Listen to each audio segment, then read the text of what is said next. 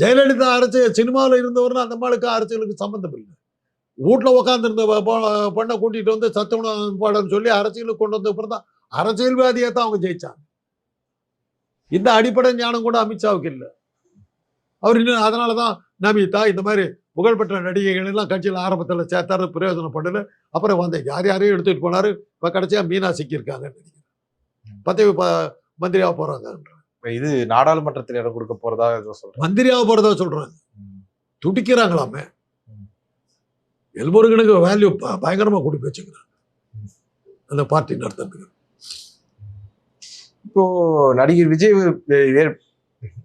விஜய் மேற்கொள்ற இந்த சுற்றுப்பயணம் அப்படிங்கிறது வந்து திமுக ஓட்டுக்கு ஏதாவது பாதிப்பு ஏற்படும் அப்படிங்கிற மாதிரி சொல்றாங்க. ஏற்படுத்துன்ற நம்பிக்கையில தான் நடத்துறாங்க. பாப்போம் என்ன நடக்குது. யார் ஆட்சிக்கு வந்தாலும் சரி, நான் திமுக ஆட்சிக்கு விட மாட்டேன் அப்படின்ற மாதிரி இருக்காரு விஜய்.